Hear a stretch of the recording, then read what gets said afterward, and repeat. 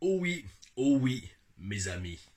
Et ainsi se termine la semaine de folie. Oh oui. Un jour, une vidéo.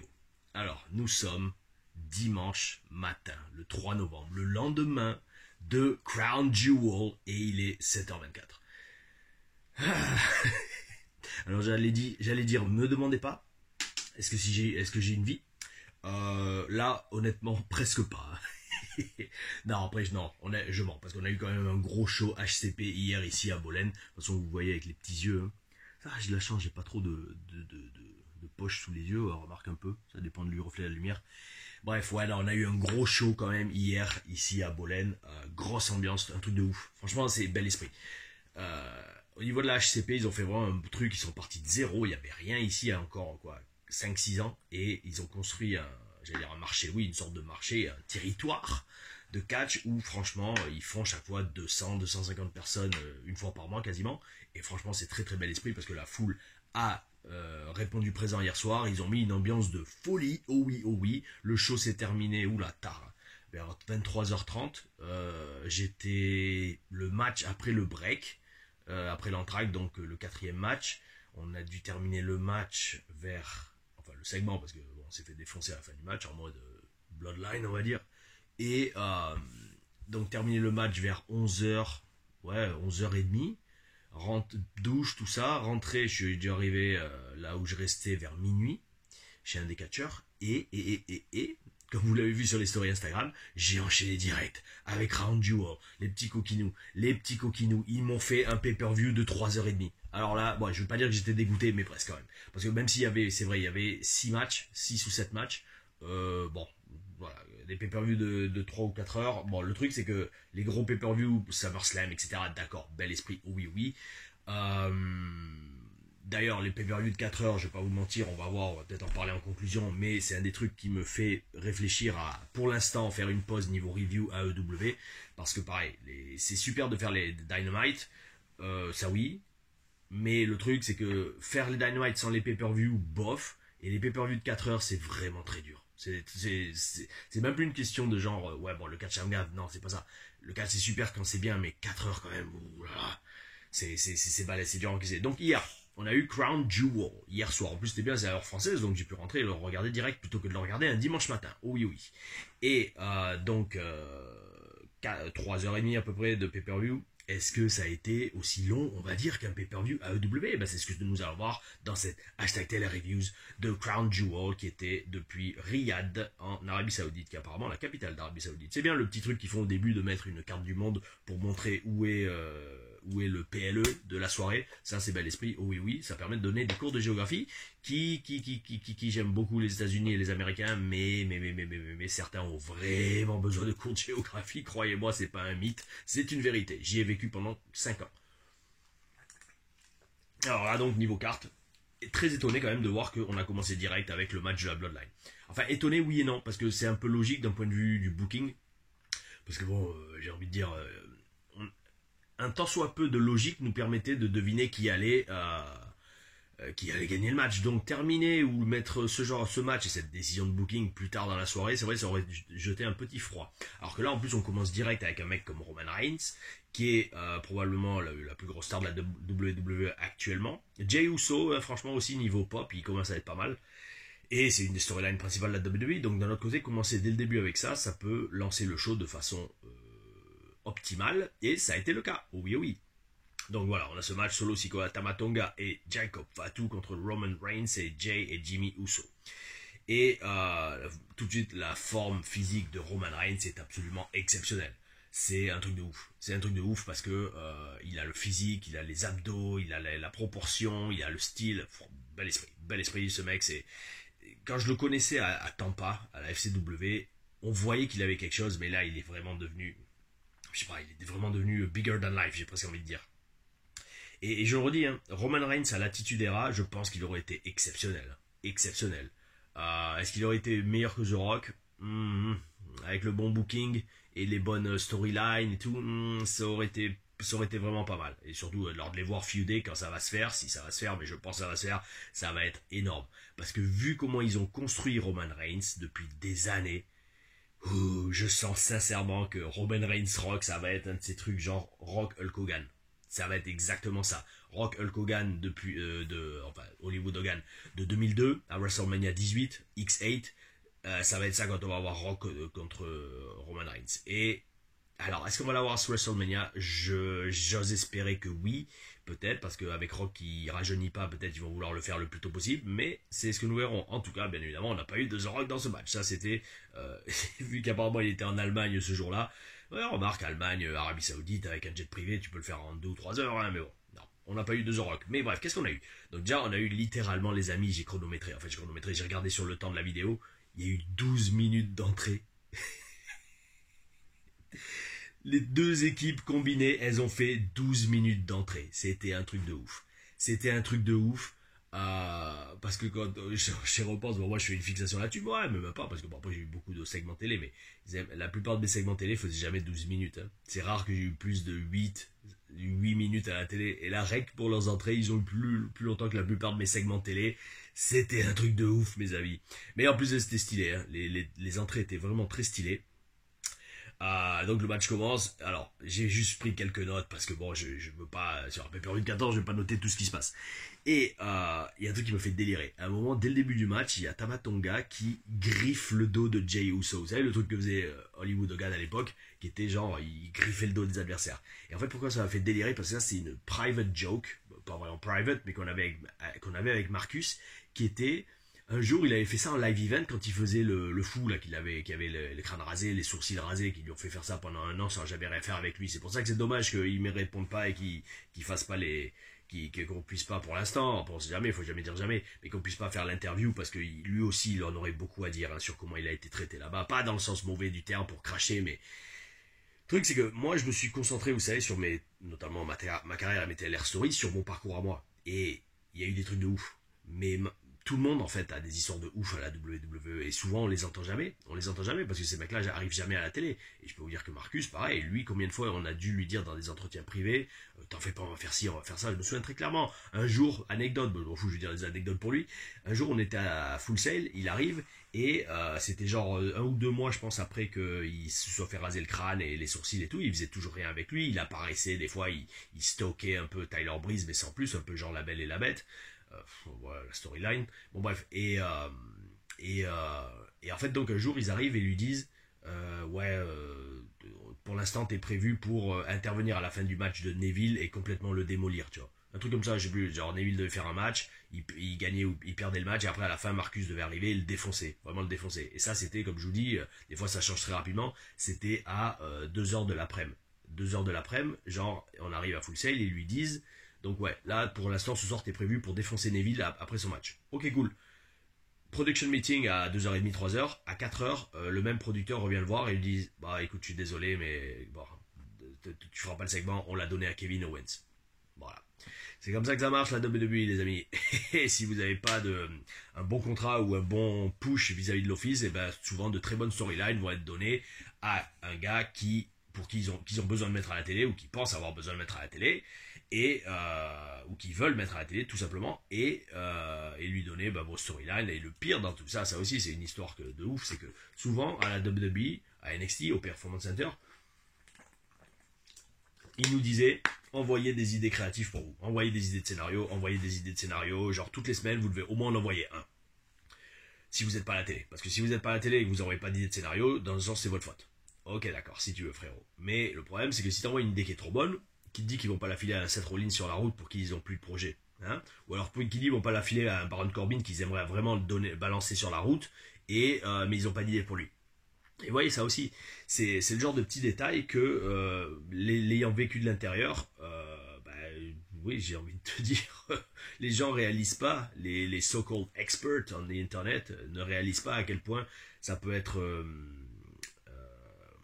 pas traumatisant mais dur à vivre comme expérience. Et alors se permettre de donner un avis sur le catch d'un tel ou la façon dont il est utilisé, mais en fait ils ont aucun début de compréhension de comment ça se passe vraiment dans les vestiaires. Oh non, oh non.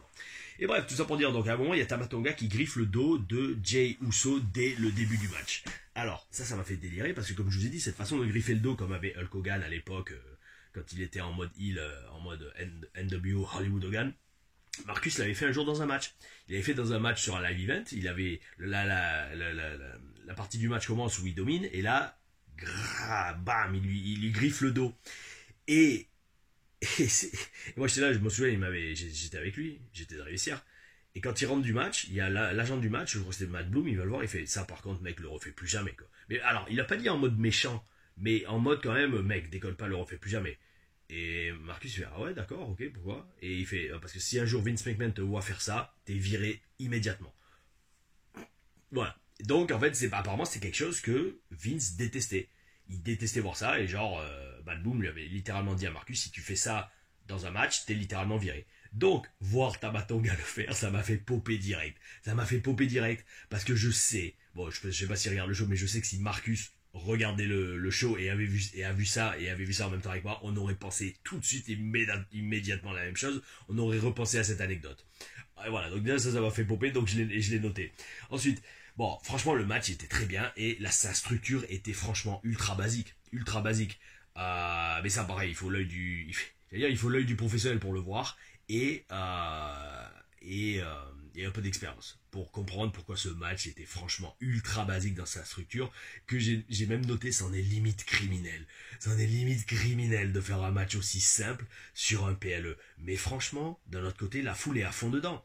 Et après, je pense aussi, c'est parce qu'il y a le décalage horaire, donc les catcheurs ne devaient pas être au top de leur forme. Je sais pas s'il faisait chaud là, à cette période de l'époque à Riyad, mais en attendant, voilà, quoi, avec le décalage horaire, les gars, ils devaient être vraiment KO, donc ils y sont allés. Ça se sentait qu'ils y allaient, entre guillemets, mollo, qu'ils ont vraiment fait, je vais pas dire le minimum vital, mais oui, mais oui, mais oui, mais oui. Alors peut-être c'est aussi parce que c'est juste un PLE entre guillemets Crown Jewel, c'est pas un des PLE majeurs de la WWE aux États-Unis sur sol américain. Et voilà, mais par exemple, un exemple de structure vraiment basique, c'est que Roman Reigns, il rentre littéralement juste à la fin du match. Alors, bon, je pense pas qu'il soit blessé, et aussi c'est pour sauvegarder le fait qu'il a la pop de ouf à la fin quand il rentre, mais voilà, dans tous les cas, le mec quand même rentre juste à la fin, on le voit pas de tout le match. Et donc, ça veut dire quoi? C'est surtout que dans la structure, on garde le meilleur pour la fin, pour faire simple. C'est une très très bonne façon de raconter une histoire.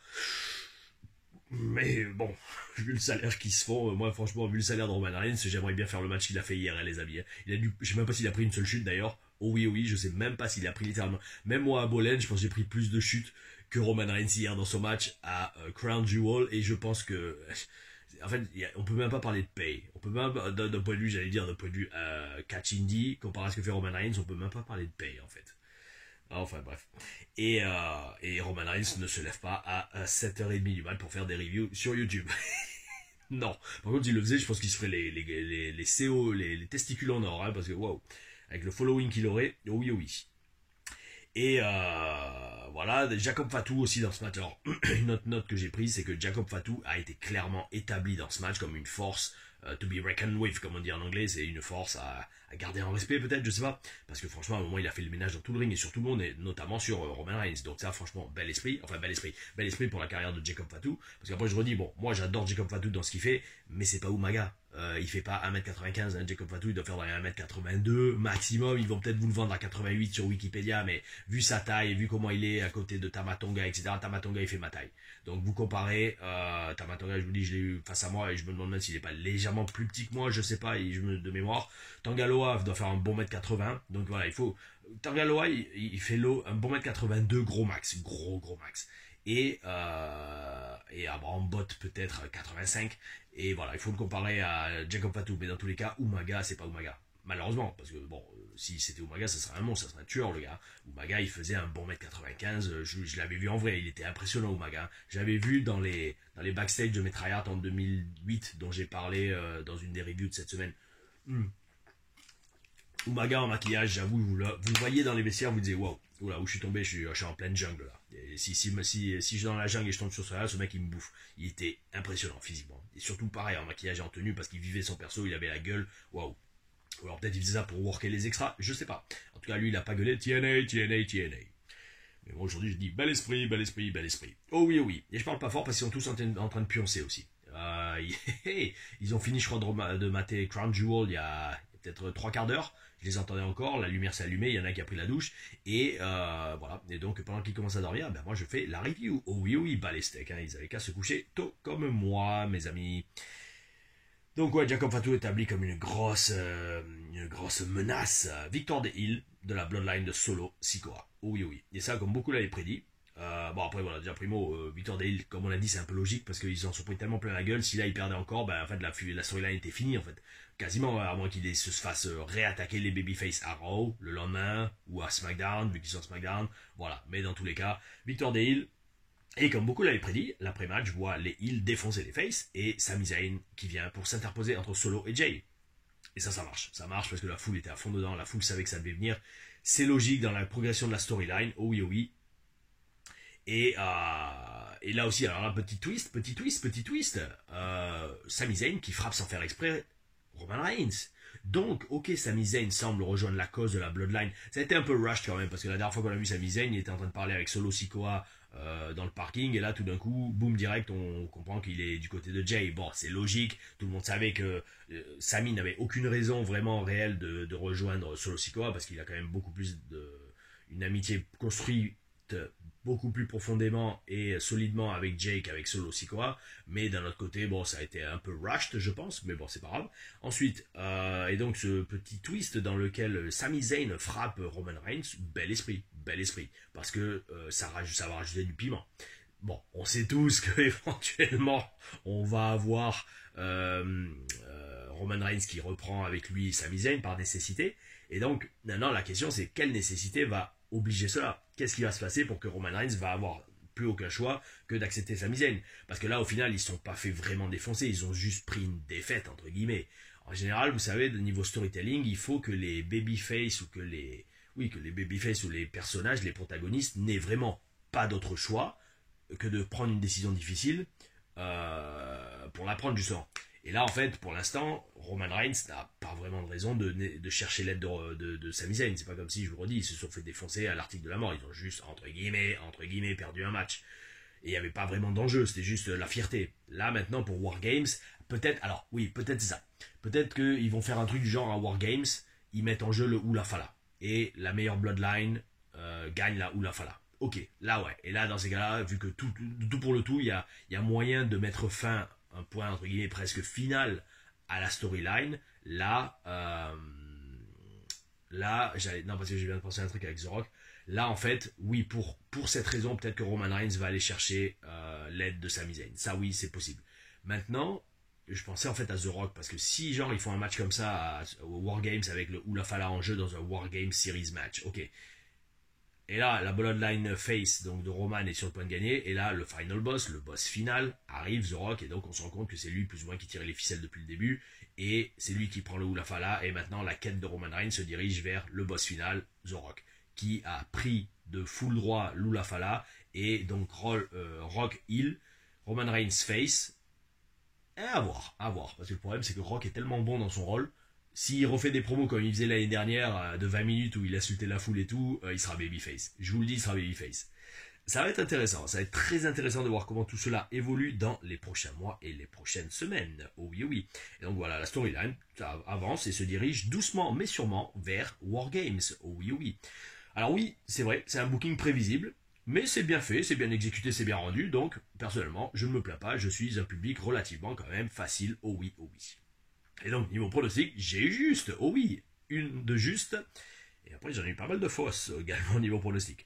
Alors, suite à ça, on suit avec un Fatal 4-Way, le Fatal 4-Way pour le titre féminin par équipe. Entre Damage Control, les Meta Girls, Chelsea et Piper, et Bianca et Jade. Ouh oui, donc Jade est là. Alors, déjà tout de suite, content de voir que Jakara Jackson et Lash Legend ont enfin une vraie entrée complète. C'est la première fois, je crois, qu'à la télé, vraiment, ils ont une vraie entrée, si j'ai pas de bêtises. Bah oui, parce que je regarde quasiment tous les shows WWE, en tout cas sur le main roster, je parle. Et là, franchement, ils ont une entrée très très très stylée. Leur entrée métaphore, elle a vraiment de la gueule. Oh oui, oh oui. Et là, franchement, le match, j'ai vraiment aimé. J'ai vraiment aimé, mais je le regardais quand même avec un œil fixé sur Jade Cargill. Je voulais vraiment voir comment ils l'ont booké dans le match et la voir à l'action, parce que en fait toutes les autres catcheuses savent catcher dans ce match. C'est toutes des excellentes catcheuses. Même Lash Legend qui catch que depuis 2 ou 3 ans et qui est une ancienne basketteuse, elle m'a fait rêver. Hein. Et donc, alors, j'avais les yeux fixés sur Jade Cargill, on va y revenir un peu plus tard, mais à part ça, je kiffe de plus en plus Io Sky. Et je vais vous expliquer pourquoi. Déjà, primo, elle est excellente. Elle est très jolie, elle est très athlétique, elle catch très très bien. Et à un moment dans le match, je pense que vous l'avez tous vu, parce qu'il y en a apparemment, pareil, ils en ont parlé dans la review de SmackDown, genre, des fois elle fait des petits loupés, tu sais, genre, parce qu'elle fait tellement de trucs de ouf que des fois, bah, t'as le pied qui glisse, ou la corde est mal tendue, ou il y a de la transpiration dessus, ou de la baby oil, et donc tu glisses. Donc, non pas de la baby oil parce que P. Diddy il est passé par là, mais parce que les mecs aiment mettre ça pour briller. Moi, j'en mettais aussi de temps en temps. Et donc, en parlant de Baby Hall, et c'est vrai aussi que Giovanni Vinci, absent, aux abonnés absents. Et pourtant, pourquoi je dis Baby Hall? Parce que oui, il en avait sous sa veste et ça m'avait traumatisé de dire comment le mec il peut rester brillant alors qu'il vient sur le ring avec une jacket, avec une veste d'entrée. Je comprends pas. Moi, chaque fois que je mettais une veste d'entrée, ben, j'étais tout sec. Après, toute l'huile que je mettais sur le corps, ben, elle était partie, quoi. Ben, l'huile, la Baby Oil. Oui, Baby Oil, c'est l'huile pour bébé, c'est vrai, littéralement. Et donc, en fait, je vous explique donc. Des fois, elle a des petits loupés, notamment, elle en avait eu un SmackDown et il y avait des gens apparemment qui lui avaient déféqué dessus en disant ouais, c'est naze, c'est pas catché. Bon, déjà, ceux qui disent ça, vous comprenez rien, ça vous le dis tout de suite, ça arrive à tout le monde. Et la preuve que c'est une vraie grande catcheuse. D'un moment dans le match, il y a eu la même chose.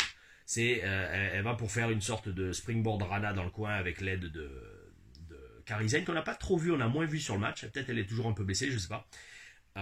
Et en fait, son pied glisse et elle loupe un peu la prise. Et là, les amis, elle a fait un move de vétéran. Ça, je vous le dis, c'est pareil. Secret d'insider, secret de gars qui catch depuis 20 ans, secret qui s'est entraîné, d'un mec qui s'est entraîné avec le plus grand coach. La leçon de base en catch, c'est quand vous loupez un truc, ne le refaites pas juste après. Parce que c'est littéralement jeté dans la gueule des fans, où je me suis loupé, vite, vite, je me reprends. Ça, à la limite, j'allais dire, à la limite, ça peut passer sur un TV taping genre SmackDown. Et non, remarque, c'est en direct maintenant SmackDown. Mais quand c'est enregistré à l'avance, vous pouvez le refaire direct après. Comme ça, au moins, au cut, genre en post-production, ils peuvent l'éditer et le cacher. Ça, oui, d'accord, ok, d'accord, on est d'accord. Mais là, quand c'est en direct, si vous loupez un truc, le refaites pas direct juste après. Et là, en fait, c'est super parce qu'elle a suivi avec une autre prise. Le même genre de prise, le même genre de chute pour, je crois que c'est Jakara, il me semble, je crois, hein, mais elle a fait autre chose. Et ça, franchement, c'est ultra bel esprit. C'est ultra bel esprit parce que ça montre que la meuf, non seulement elle a l'expérience, mais qu'elle s'est catchée. Parce que je vous le redis, mes amis, hein, si, croyez-moi, s'il y a un loupé, ne refaites pas la même prise juste alors je vous le dis bon, aux fans pour que vous compreniez comment un vrai pro pense et doit penser et je le dis aussi à ceux qui catchent les aspirants catchers, de toute façon je le dis très souvent soit dans des feedbacks de match soit dans les stages, yo, s'il y a un loupé ne refaites pas derrière juste derrière la prise que vous voulez faire parce que les gens, même le père de famille comprendra direct qui a jamais vu de catch, ah d'accord c'est ça qu'il voulait faire et ça vous voulez pas cette réaction dans la foule, oh non, oh non. Donc dans ce match, on a eu d'énormes actions, des plongeons, des prises innovantes, oh oui, oh oui, et c'est pour ça que c'est littéralement, je me retiens de gueuler parce qu'il dorment à côté, c'est littéralement dégueulasse, et je dis bien dégueulasse, d'avoir laissé le titre sur Cargill. Bon, Bianca, oui, elle le mérite, elle a fait la plupart du job, mais c'est dégueulasse d'avoir laissé le titre sur Cargill. Je vous le redis, c'est une horreur, pour moi, professionnellement, c'est une horreur. De voir Jade Cargill, le push qu'elle a, avec l'absence abyssale de talent qu'elle a, ah, je sais pas. En fait, le truc, c'est que ça m'énerve même plus, en fait. J'ai de la peine, en fait. J'ai de la peine, littéralement, pour toutes les autres catcheuses, notamment toutes ces équipes qui sont ultra talentueuses, qui méritent, mais, parce que cette meuf, elle a 1 million de followers sur Instagram, et que elle est juste là, elle fait 2-3 power moves, les meufs chutent pour elle, et après, elle fait, ah, allez, faites du bruit. Allez, ferme ta gueule, va, putain. Va apprendre dans une école, va payer pour apprendre le catch, et après, reviens me parler, quoi. Bon bref, et d'ailleurs en parlant de ça, pareil, là aussi j'hallucine, c'est que yo, Lash Legend va être une énorme star, hein. C'est un truc de ouf, je la kiffe de plus en plus, franchement, à tous les niveaux d'ailleurs. On est un peu balèze, hein. Je pense que, remarque, non, est-ce que Jade Cargill, ouais, elle doit être un peu plus grande que moi, ouais, elle doit faire un bon mètre 80, Jade Cargill, mais vu que Lash Legend est plus impressionnante physiquement que Jade Cargill, et meilleure qu'elle déjà dans le ring, Lash Legend, elle serait grande à côté de moi, hein. Mais bref, c'est pas grave, oh oui, oh oui. Oui, je prends quand même. Bon bref, et en fait voilà, donc elle est déjà meilleure, plus imposante que Jade Cargill, et c'est juste que malheureusement, elle n'a pas autant de followers sur Instagram. Et voilà, c'est pour ça que j'ai regardé, elle n'a que 250 000, ce qui est déjà pas mal, mais Jade Cargill, je suis quasiment sûr, elle en a... Enfin, tiens, on va regarder en direct. Combien elle en a? Combien a de followers Jade Cargill sur Instagram? Parce que ça, c'est, les amis, c'est... Vous voulez devenir une superstar de WWE, achetez des followers sur Instagram. Et bon, essayez de pas vous faire gauler pour pas vous faire annuler le compte. Mais moi je l'ai pas fait, hein, mais j'ai des potes qui le font. Alors Jade Cargill, ouais, 1,4 million. 1,4 million, donc bon, les amis, c'est ça en fait. Les gens raisonnent comme ça. Mais alors par contre, après, il faut faire gaffe, petite astuce, les amis. Hein. Le nombre de vues de ces Reels, ah non, quand même, elle fait des millions de vues. Hein. Elle a 1,2 million, 1,6 million, 1,7 million, 650 000. Il y en a une par contre de 65 000. C'est bizarre. Ouais, je pense que... Bon, après, elle sait faire de la promotion, hein, mais bon. Ouais. Ouais, en fait, je regarde sa bio, et le premier truc qu'elle met, c'est Mom to Bailey. Ok, t'es une mère de famille, respect. WWE, point barre. Elle met juste WWE, elle met pas WWE Superstar. Owner of truc. Ok, allez, ça marche. Ah, enfin, allez. Ouais, donc 1 million de followers, 1 million, 1.4. Donc, désolé, lâche, mais Jade Cargill est une plus grosse superstar WWE que toi, même si on est payé pour faire du catch. Bah non, apparemment, on est payé pour avoir des followers Instagram. Oh oui, oui, mais après, c'est logique, c'est une point de vue business. Tu vas pusher la meuf qui est vue par voilà, des millions de personnes sur les réseaux sociaux, c'est logique. C'est logique, c'est aussi pour ça que pas Jake Paul, mais Logan Paul a le push qu'il a. Parce que voilà, il a et la carrière et le salaire aussi qu'il doit avoir, hein, parce qu'il a tellement de following sur Internet. Donc ça, à la limite, pour les futurs aspirants catcheurs, c'est un conseil. Construisez votre following sur Internet, ça pourra que vous aider. Oh oui, oh oui. Et donc là, j'avais faux, parce que le cœur avait parlé, et je voulais vous sincèrement voir Lash Legend et Jakara commencer fort à la WWE et gagner le titre. Surtout qu'en plus, bon allez, en mettant de côté tous les considérations raciales de la race humaine, bah écoutez, si les gens, certains fans râlent, ouais, les catcheurs afro-américains sont pas assez mis en avant, bah vous les auriez mis sur d'autres catcheuses afro-américaines, donc tout le monde aurait été content, encore plus moi, parce que Jakara et Lash Legend méritent beaucoup plus ces titres par équipe, surtout pour le début de leur carrière et pour leur talent déjà dans le ring, qu'une Jade Cargill. Bon, Bianca Belair, pareil, la pauvre, elle est piégée, mais d'un autre côté, elle fait tout le boulot dans le match, elle a tout fait, là. Enfin bref, allez, passons à autre chose. Un bon petit match qui a suivi entre Seth Rollins et Bronson Reed. Alors, le match commence, même pas dans le ring, il commence direct à l'extérieur du ring. Bronson Reed prend même le dessus avec un body slam sur une chaise. Je sais pas qui a eu l'idée de faire cette prise, mais c'est un truc de ouf. Le mec, il prend une body slam et il jette le mec sur une chaise. Bon, ça doit, j'allais dire pas trop faire mal, oui, ça doit faire mal. Mais si c'est bien fait, ça doit le faire, mais il y a quand même beaucoup de... C'est ouvrir la porte à des accidents, les amis. Parce que si le mec tombe et il tombe sur la nuque ou qu'il prend le coin de la chaise et qu'il tombe pas bien à plat, les amis, n'oublions pas que Seth Rollins, quand même, il a eu pas mal d'opérations dans sa carrière. Et donc, c'est une bonne feud bien intense. Alors, peut-être pas autant que celle de Drew et de CM Punk, ça non, mais franchement, je pense qu'ils ont un beau potentiel les deux. La foule est bien chaude tout le long du match, ça fait très plaisir. Même tout le long du show, ils ont été chauds à fond. Et ce que j'ai beaucoup aimé aussi, c'est le storytelling. Ça, c'est les petits détails que le catcheur en moi, expérimenté, voit. C'est-à-dire, à un moment, il y a un très très bon storytelling. Il raconte une magnifique histoire avec Seth Rollins qui veut éviter les tsunamis. Et qu'est-ce qu'il fait? La meilleure des façons pour éviter les tsunamis qui l'ont quand même envoyé sur l'étagère comme des étagères derrière moi. Oh oui, oh oui. Sur l'étagère pendant des mois. Donc, pour éviter les tsunamis, qu'est-ce qu'il fait? Eh ben, il roule. D'abord, il roule la première fois pour s'éloigner du coin. Bel esprit. Un peu mouvement de heel. Mais c'est pas grave, là c'est pour sauver sa vie littéralement et sa carrière. Et après, il roule hors du ring. Et ça c'est super parce que Bronson Reed il est piégé. Il peut plus faire son move dévastateur, c'est énorme. En fait, c'est comme dans les films, alors ouais, pareil, mais métaphore. C'est comme dans les films où quand le mec, le gamin ou le gars, il est poursuivi par le dinosaure ou par le King Kong ou quoi, il se réfugie dans une caverne. Il se cache dans une caverne et là, t'as la main du monstre qui passe par la fente. C'est bizarre ça en fait de faire ça, donc je devrais pas faire ça. Peut-être l'habitude, excusez-moi. Mais non, mais vous captez le truc, c'est que le mec il rentre dans une petite caverne, il y a un tout petit orifice. Ouais, ça tombe bien je suis en forme le matin, je suis en forme le dimanche matin après avoir dormi que même 4 heures pile poil. Je suis couché, il était 2h30. Ouais, 2h30, j'ai même pas lu. Ouais, j'ai prié, oh oui, oui. Et après, ouais, mieux au réveil 7h. Ouais, donc 4h, 4h30. Bon bref. Ce truc de Seth Rollins de rouler pour éviter les tsunamis, pour se cacher, c'est comme je vous dis dans les films où le monstre poursuit le gentil et il essaie de le choper à travers l'entrée de la grotte ou sous le tronc d'arbre et il n'arrive pas à y arriver. Quoi. Il n'arrive pas à y arriver. C'est super ça, cette façon de parler.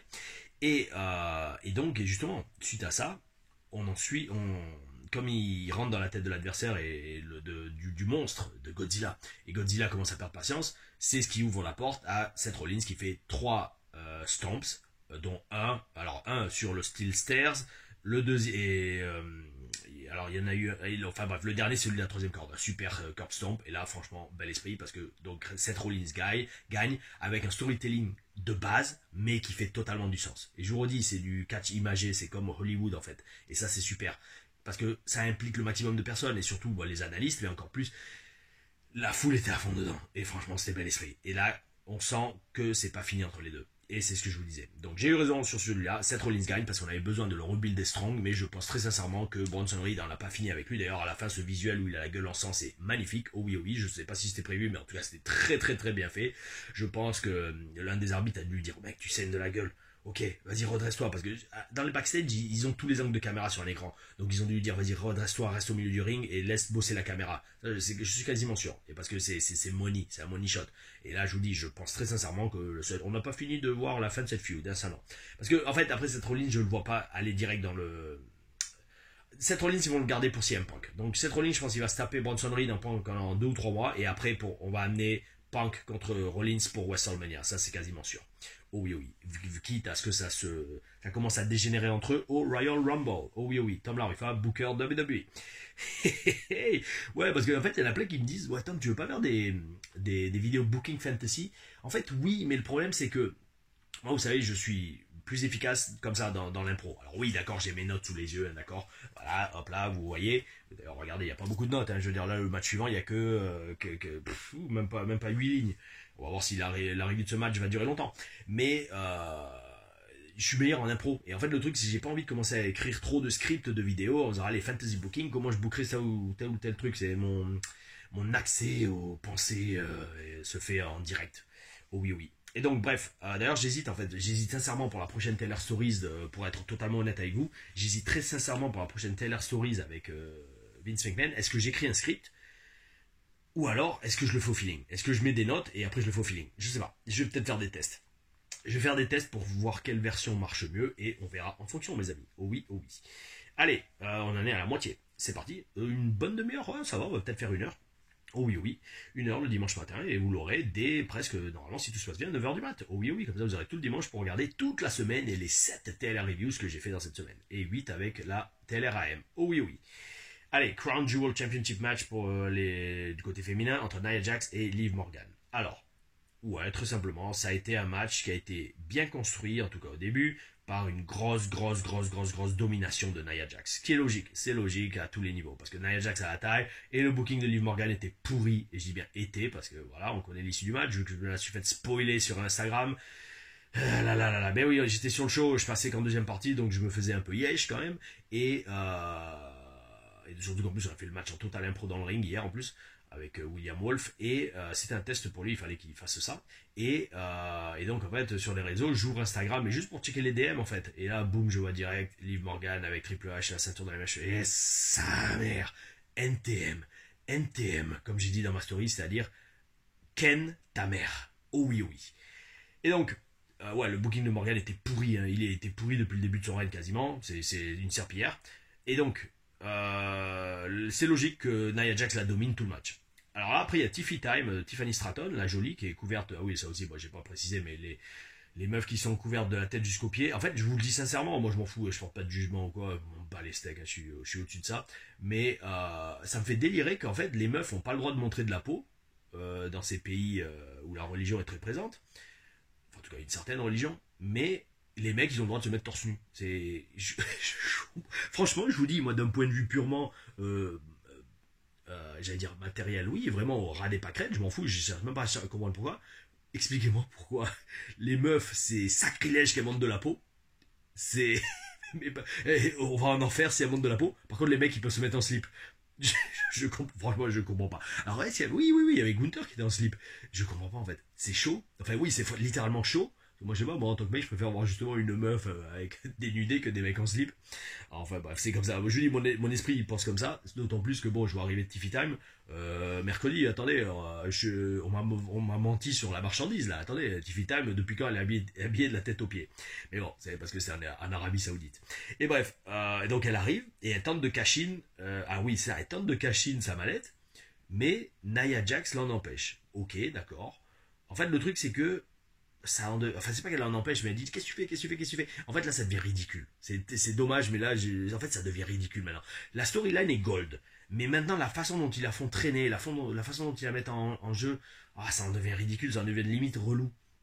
Et donc bon, suite à plusieurs diverses interventions, comme c'était prévisible qu'il allait y avoir une tonne d'interventions, Liv Morgan gagne le match. Alors franchement c'est super pour elle. C'est super pour elle pour plusieurs raisons. Déjà, ça va la rebooster niveau booking. Parce que là, mes amis, souvenons-nous, là, elle avait une place d'honneur. Elle était peut-être limite la CEO du clan des Serpillères. Hein, parce que en tant que championne, le booking qu'elle avait, c'était Miss Serpillière 2024, largement.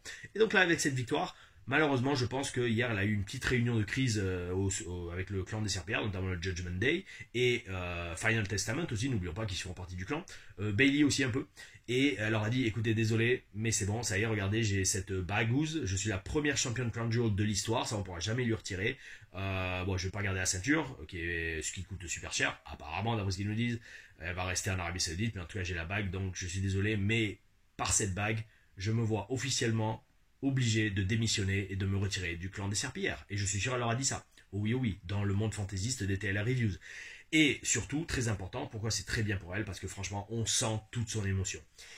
Ouais, respect total, parce que je me mets à sa place et je sens ses énergies, et à travers l'écran, je voyais que la meuf, elle aime le catch, elle adore le catch, Liv Morgan. Et elle était vraiment émue au point d'en pleurer. Bel esprit meuf, tu le mérites. Oh oui, oui. Tu vas presque me faire chialer aussi. Bref, oh oui alors, bon, on va arrêter de chialer, on va arrêter d'avoir la gorge qui se serre. Mes amis, Saturday Night Main Event. Alors Alex Castillo d'Horizon Wrestling, je suis désolé frérot, mais on va faire un fond pour Saturday Night Wrestling. Quand ça va arriver mi-décembre, yo, avec Jesse Ventura aux commentaires, mais je serai le premier à regarder et à en faire la review. Je vais regarder, franchement, que pour les commentaires de Jesse Ventura. Bas les steaks. Balestec, bel esprit à l'ancienne, oh oui, dédicace, oh oui, bel esprit show qui a été supprimé d'ailleurs, celui-là où je parlais de Jesse Ventura. Oh oui. Et donc, allez, pour ce match, vainqueur Liv Morgan, donc j'avais faux, parce que moi j'avais dit, sans intervention, c'était Nia Jax qui devait gagner. Et je devrais presque avoir raison sur ce pronostic, mais c'est pas grave, je vous le donne pour ceux qui veulent voir Tom Larifa avoir faux sur ses pronostics. Et mes amis, avant-dernier match, si je dis pas de bêtises, et oui, c'est... Non, faux, non, même pas, il y en a encore 3, waouh. Après, ça n'a pas vraiment été un match. Randy Orton contre Kevin Owens. Alors, Kevin Owens, non, Kevin Owens. Le match part direct en testicule, avec Owens qui... Le match commence même pas, en fait, et direct, il met un stunner à l'arbitre. Et il se met à utiliser une chaise. Et franchement, les amis, donc en fait, le match commence jamais et ça dégénère dans la foule. Il y a même Owens qui saute du haut d'une estrade pour abréger le truc. Franchement, c'est un super booking en fait. Il y a même Randy Orton qui fout un RKO à Adam Pearce. Voilà, en fait, le truc, c'est un super booking de ne pas avoir eu de match et d'avoir eu tout qui part en live comme ça, parce que ça donne tout de suite une autre dimension à cette feud. Et ça, c'est brillant. Car en fait, raisonnons mes amis, essayons de raisonner. Moi vous savez je suis très grand fan de raisonnement et je laisse pas les émotions prendre le dessus, parce que ça y a rien de bon quand on fait ça. Bon, sauf quand on est avec une jolie femme, ça là oui on peut se permettre de laisser, enfin moi en tout cas personnellement je peux laisser mes émotions déborder, mais les bonnes émotions bien sûr, pas les mauvaises. Mais le truc c'est un match simple, un match de catch régulier entre Orton et Owens, après l'histoire qu'il y a eu entre eux quand même. Ça aurait été plat, ça aurait fait... en fait, ça fait comme un peu le premier match. Le truc de la Bloodline, la haine est tellement forte entre les deux qu'il va falloir plus que juste un match de catch pour régler le problème. Et là, c'est exactement le même truc. Il y avait tellement de haine et de problèmes entre les deux que juste faire un match de catch régulier avec lock-up, je te prends un temps, il faut que je bloque l'éclairage. Parce que maintenant, alors oui, aussi, hier, j'ai décidé, je poste mes vidéos en fait au final sur Spotify aussi, parce que le truc c'est Spotify, moi je disais oh, je vais mettre juste le son, mais en fait on peut mettre pourquoi j'arrive pas à baisser la lumière, ou c'est relou, ou ça commence à me gaver. Bon bref, pourquoi on peut pas, c'est pas pourquoi, c'est, je disais parce que le jour se lève mes amis, hein. Le jour est en train de se lever et donc au fur et à mesure l'éclairage augmente et donc la luminosité bloquée de l'appareil que je fais à chaque fois maintenant, pareil elle aussi elle suit quoi. Et donc bah, c'est pour dire, ouais sur Spotify je mets aussi les vidéos, parce qu'en fait moi c'est ce que je fais pour notamment les podcasts de Joe Rogan. Je regarde la vidéo et après par contre ce qui est bien avec Spotify, contrairement à YouTube en France. YouTube en France sur un portable normalement, alors peut-être si vous avez YouTube Premium, vous le fermez et ben vous pouvez plus voir la vidéo.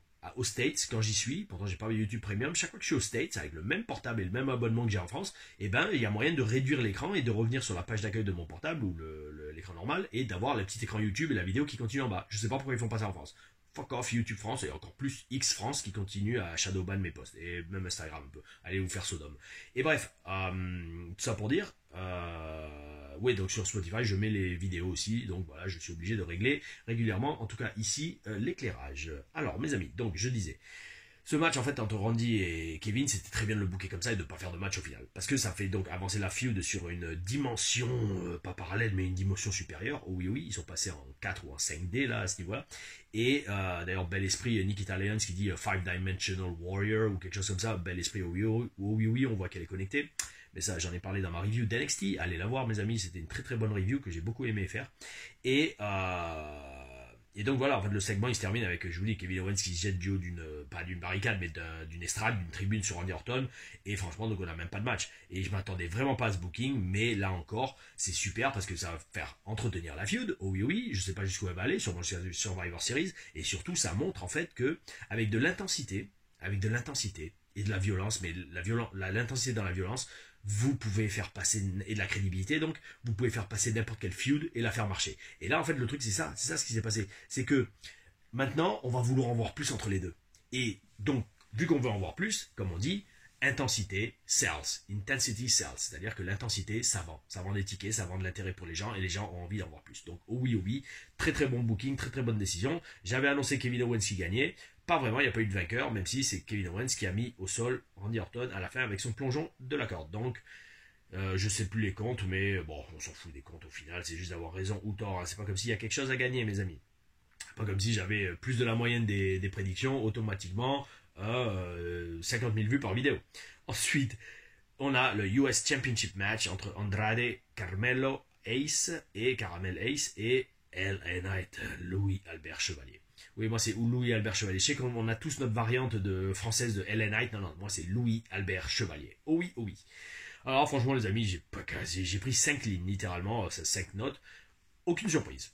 Très bon match. Un excellent match d'ailleurs avec 3 catcheurs de classe mondiale. Oh oui, oui, d'ailleurs pour citer Corey Graves, c'est à l'instant même où j'écris ça, il est en train de le dire. C'est un truc de ouf. Souvent je prends des notes, je vous jure que c'est vrai. Je prends des notes et le commentateur est en train de les dire. Et là, il m'a fait le même coup, Corey Graves. Tu lis dans mes pensées, ou alors c'est moi qui lis dans les tiennes, je sais pas.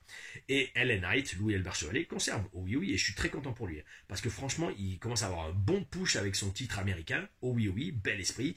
Et je me dis très sincèrement, je pense que vous serez d'accord, lui et Jey Uso sont actuellement les catcheurs les plus méritants d'avoir vraiment une chance au titre mondial sérieuse. Ils sont pas encore vraiment main eventers, ils sont plus upper mid card. Mais lui et Jay, ils sont tellement over et ils ont tellement fait un boulot de ouf ces dernières années qu'ils mériteraient d'avoir un run, d'avoir un règne de champion du monde. Alors je sais pas, peut-être un règne de 2 ou 3 mois, même un règne d'une semaine, peu importe, comme ça au moins ils peuvent dire qu'ils l'ont été. Mais franchement, LA Knight et Jey Uso aujourd'hui à la WWE, c'est les plus, j'allais dire, dans un sens presque underrated, parce que ça pourrait être vraiment de gros main eventers. Jay par rapport à la connexion qu'il a avec la foule, LA Knight aussi, mais surtout LA Knight par rapport à son talent, notamment au micro. Oh oui, oui. Ouais, donc vainqueur LA Knight, et là j'avais raison. Oh oui, oui. Donc ouais, bon, on fera le bilan quand même. On fera le bilan, parce que là pour l'instant j'en ai 2, 3 seulement. J'avais que 3 de juste. Mais comme j'ai eu juste le dernier, j'ai eu plus de la moyenne. Donc allez hop, c'est parti. Combien j'ai dit 50 000 vues par vidéo. Voilà. Si j'ai pas ça, c'est qu'un problème.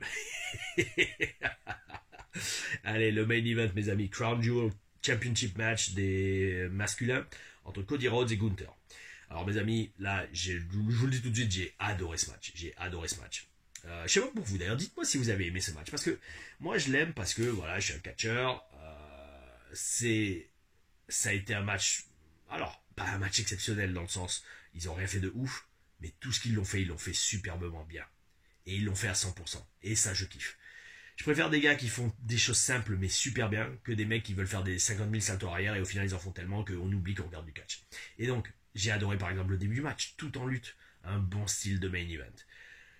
Et alors, un autre truc, par exemple, un détail, parce que moi, dans ce genre de match, je ne vais pas analyser tout le match il fait une demi-heure, mais je prends des notes des faits marquants du match. Et, fait marquant du match, ça a été quoi par exemple? Ça a été le body slam à l'extérieur du ring, pour inverser la tendance du match. Et ça, mes amis, j'ai kiffé. C'est old school as F-U-C-K. Old school as F-U-C-K, comme je dis souvent en anglais, pour pas dire le mot. Parce que ça, mes amis, réfléchissez, c'est énorme. En fait, c'est superbement efficace et logique au niveau de l'histoire qu'on raconte. Et c'est plus assez utilisé. Il n'y a plus personne qui fait juste un body slam à l'extérieur du ring. C'est comme dans les jeux vidéo. Vous faites une prise à l'extérieur du ring, elle est plus efficace que si vous la faites dans le ring, c'est logique. Parce que le ring amortit un peu les chutes. Le sol, non. Le sol, ça pardonne pas. Et donc, partie de là, mes amis, le truc, c'est que trop de catcheurs sont tellement concentrés à essayer d'inventer ou de trouver, des nouvelles façons de te chuter sur la nuque, plutôt que de se dire, écoute, pourquoi je te fais pas une prise à l'extérieur du ring? C'est niveau storytelling, c'est un truc de heal, c'est pas réglo de faire une prise à l'extérieur du ring, et ça va normalement te défoncer, ça va te mettre direct dans le orange au niveau des vies. Et ça, on le voit plus assez. Et là, je l'ai vu dans ce match, et je me fais bel esprit. Bel esprit. Oh oui, c'est vraiment à l'ancienne, mais j'ai vraiment kiffé, quoi. Parce que je vous dis, voilà, normalement, si c'est bien fait, si c'est bien amené, ça suffit pour changer la tendance d'un match, voire peut-être même gagner un match. Si vous faites plusieurs prises à l'extérieur du ring, vous faites 4, 5, 6 body slam, et là, vous rentrez, vous faites 40 out, c'est bon, vous avez gagné le match. Et vous êtes nouveau champion Crown Jewel. Oh oui, Tom Larifa, Booker, WWE. Bon, après, la fin aurait été plate, hein, de gagner avec 5 body slam à l'extérieur du ring et de rentrer sur le ring pour gagner par count out. Il n'y aurait pas eu d'excitement, parce qu'il faut quand même ça en catch. Il faut, à la fin d'un match, pareil, je vous dis, là, c'est le pro qui parle, il faut, à la fin du match, qu'il y ait des yeah, wow, non, ou, blue, non. Il faut ça, parce que sinon, c'est un film de merde, hein. Je veux dire, c'est, oui, un match et un film de merde. Parce que dites-vous bien une chose, c'est ça, c'est pareil, un film où la fin est plate et comme Game of Thrones, on est là, on fait, ah putain, c'est ça la fin? C'était naze. Voilà. Et ça vous reste en travers la gauche toute votre vie. Donc ouais, ça serait une super histoire racontée, allez, pour une moitié de show. Gagner un match où le heel il fait 5 body slam au babyface à l'extérieur du ring et il peut pas se relever, bah, et comme les tsunamis, voilà, comme les tsunamis de Seth Rollins, je vous le dis les amis, je vous le dis, Tom Larifa, Booker WWE, ça va être ça. Je pense que ça va peut-être mettre le titre de la vidéo. Tom Larifa, Booker WWE, review de Crown Jewel, je sais pas, on va voir. On va voir à la fin de la vidéo et quand je commencerai à l'uploader. Allez mes amis, il faut quand même que j'abrège parce que, oh là, 8h10, oula, je dois partir dans 20 minutes pour le train. Oula là là là, allez, on se dépêche. Ah oui, j'ai le train à 9h30 et il est à Avignon. Oula là. Allez, donc ce match remplit toutes les attentes. C'est un super concept, franchement, d'avoir mis ces deux champions l'un contre l'autre, une fois par an. Franchement, bel esprit. Et là, en plus, c'est bien parce qu'on a vu un catch vraiment techniquement sur papier avec les deux meilleurs catcheurs du monde. Point barre. C'est les deux champions de la WWE, c'est officiellement sur papier les deux meilleurs catcheurs du monde. Alors je suis sûr, il y en a qui vont dire ouais non mais ils font pas de salto arrière. Non mais ça je m'en bats les steaks en fait. Sur papier, le champion de WWE et le champion poids lourd mondial WWE, ce sont les deux meilleurs catcheurs du monde. D'ailleurs je pense que c'est eux qui sont le plus payés. Peut-être pas avec Roman Reigns, non d'accord, mais on se comprend mes amis.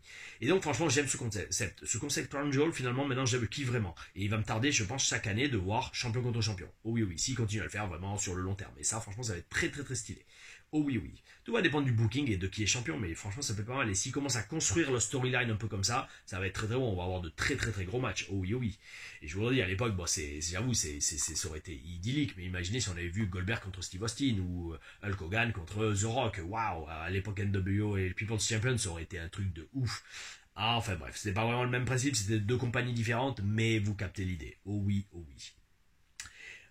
Qu'est-ce qu'on a eu d'autre? Et la foule tellement investie dans le match, voilà ça, la foule est tellement investie dans ce match, d'ailleurs tout le long du show, mais surtout dans ce match, que tout ce qu'ils font, ça mousse. Et ça j'adore. C'est super, franchement, c'était pour moi, vu la qualité de ce match de catch, et j'insiste sur catch, ça c'était vraiment un match de catch, j'espérais vraiment en le regardant, vu sa qualité, qu'il allait avoir aucune intervention.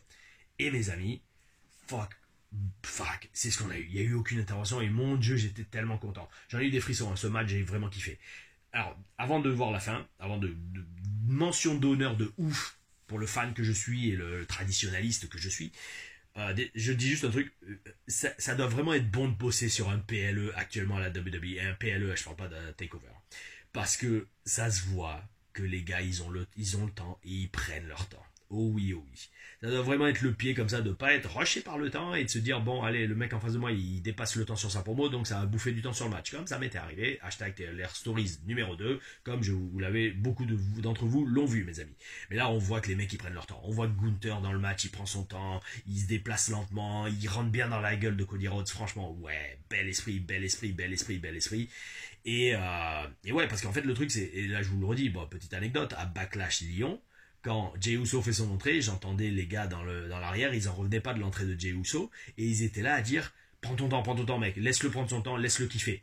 Et ça, jamais vous allez avoir ça à la télé à Raw, parce qu'ils sont tellement serrés par le temps avec les coupures pub et tout ça, que le mec il peut pas prendre son temps. Mais là, à Backlash, on s'en fout, il n'y a pas de coupure pub, donc c'est un PLE, donc vas-y mec, kiffe ta life. Prends ton temps. Si on enlève 2 minutes du match, c'est pas grave, mais là, profite de l'entrée, etc. Ou alors on enlèvera 2 minutes dans un segment plus tard, ou c'est bon, les matchs ils font 30 minutes, donc j'ai envie de dire, au main eventer, vous leur dites, vous avez 2 minutes de moins sur 30 minutes, ils vont faire, ok, merci, ça fait 2 minutes en moins de transpiration ou de risque de blessure. Oh oui. Donc ça, et alors, donc j'en arrive à la fin du match, mes amis, alors j'ai marqué en majuscule, et PUTAIN, cette fin. Quelle superbe fin. Quel magnifique hommage à Bret Hart et Roddy Piper à WrestleMania 8, et là, encore une fois, quand j'écris ça, Corey Graves le dit, c'était magnifique, je l'ai pas vu venir cette fin. Et c'est magnifique parce qu'ils ont été capables de nous surprendre avec un mouvement de lutte qui est tout simplement ce sleeper hold et roulade arrière et t'immobilise le mec qui est en train de te faire la prise de soumission. C'est magnifique, c'est superbe. Franchement, c'était une magnifique et une super façon de terminer ce PLE. Et alors encore plus le serrage de main à la fin, même si Gunther est heel, c'est pas grave, ça rentre dans sa gimmick que mec, tu m'as battu, je te serre la main. Bravo. Bel esprit parce que c'est le ring général, ok c'est un heel, mais avant tout il respecte le job, et il respecte le business, et le fait d'avoir perdu clean à la régulière, ça rentre dans ce personnage, dire mec t'as été le better man, oh oui, parce que c'est pas un heel vicieux, c'est pas un heel dégueulasse, c'est pas un heel taré. Gunther c'est un heel qui est arrogant, et des fois ça arrive donc que le mec il dit c'est quoi, ce soir t'as été le meilleur, bravo, bel esprit. Et je dis merci messieurs, merci Cody Rhodes, merci Gunther de représenter mon industrie comme ça. Oh oui, et je suis fier de faire partie de cette industrie quand c'est vous qui en êtes au sommet, mes amis. Oh oui, et surtout, j'avais raison, j'avais annoncé Cody Rhodes vainqueur de cette rencontre, de ce match de catch, de ce main event de Crown Jewel 2024. Mes amis, nous arrivons donc à la fin de la TLR Reviews de Crown Jewel. Désolé, pas de commentaires cette semaine seulement parce qu'il y a eu 7. 7 TLR Reviews. Mais après, ça, j'allais dire, ça m'étonne pas. Oh ouais, ça va craquer, super. Ça m'étonne pas que j'allais dire si je arrive à le faire parce que moi, quand je mets mon esprit vers quelque chose, je le fais. Maintenant, merci à vous d'avoir répondu présent. J'espère que vous avez aimé cette semaine et que vous avez vraiment apprécié toute l'énergie que j'y ai mis. Et alors, donc maintenant, mes amis, donc on va reprendre un rythme un peu plus, j'allais dire normal, oui et non, parce que je vous explique. Donc déjà demain TLRAM, ça c'est sûr, demain soir, allez voilà, quand je dis ça, le soleil se lève, oh oui. Demain soir, TLRAM à 20h comme d'hab, ça c'est prévu, elle est déjà uploadée, ou je vais essayer de faire un roux à la Barney. Non, c'est pourri, bref, Berk. Si je crois il y a un Québécois, magnifique le soleil, allez ça je m'en fous, je réglerai pas la lumière. Il y a un Québécois, il me fait délirer, c'est Krabs Biz, je crois, si je dis pas le bêtise, excuse-moi frérot si j'écorche ton nom, ton pseudo, il adore quand je rote, donc bel esprit, oui. Et ouais je laisse la lumière, ça fait guerrier de lumière comme ça. Et donc, et ça me fait du bien de prendre le soleil aussi. Parce que là je passais 3 heures dans le train quand même, et après muscu cet après-midi, oh oui, bel esprit guerrier. Même si j'ai que 4 heures, ouais, je dormirai dans le train peut-être. Bon bref, allez tout ça pour dire, demain, TLRAM à 20h, ensuite on va avoir Raw. Je vais faire NXT. Je ferai pas AEW. Je vous l'annonce cette semaine. La semaine prochaine, je prends un break d'AEW parce que par contre, je ferai Impact. Oui.